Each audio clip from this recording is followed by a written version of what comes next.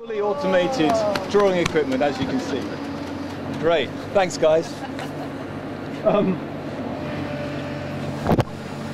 What you see, of course, is going to be a combination of all sorts of quite complex facilities which we're going to put onto the site.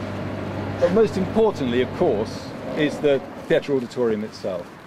As the project's progressed, and we've planned the site out very carefully, it's interesting that the theatre has sort of taken its place pretty much exactly. Here's Hope Street running along here, here's the cathedral up here,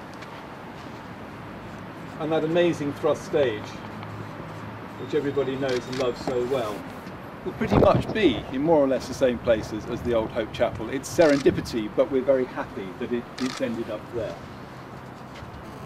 Unlike the old theatre, there will be much more front of house space, so there will be a pavement cafe with tables out onto the pavement there. There'll be a bar, a cafe there, stairs up to the auditorium and down to the bistro in that position.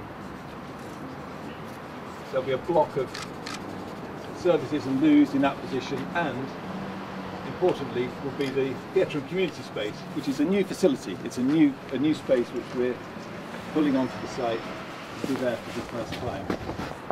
Now, a big part of the Everyman, of course, has been and will be the bistro in the basement area. So you go up a story to the main theatre foyer, and then you go down a story, and there will be, as there always was, albeit in a different form, a new bistro down in the basement, which, like the old one, will be a series of large-ish rooms which sort of connect into each other and feel, we hope, as intimate and as friendly and as conspiratorial as the old bistro used to.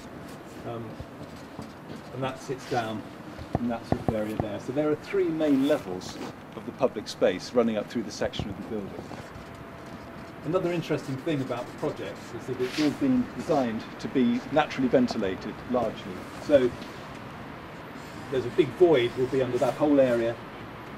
Cool air will come in from this side, percolate up into the auditorium, and then will gradually, through the heat of the lights and the audience, will waft out through these ventilation stacks at the top. So the building will, to a great extent, look after itself. It will be a much lower energy building than the previous one, and we're aiming for a qualification of BREEAM Excellent, which is quite a demanding target for a building like this, particularly in the centre of the city, but we think we can achieve that. And lastly, of course, the announcement of the building onto the street will be this series of portraits which will sit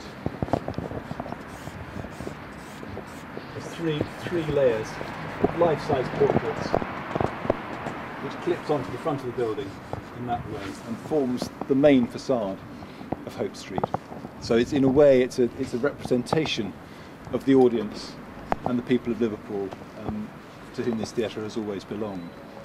It will enable a new generation of theatre makers to make more work on a wider scale. There will be community theatre space, the rehearsal space, the conditions for actors will be incomparably better, because the old Everyman did, succeed in adversity when it came to backstage conditions particularly. So all that will be a huge improvement, we're sure.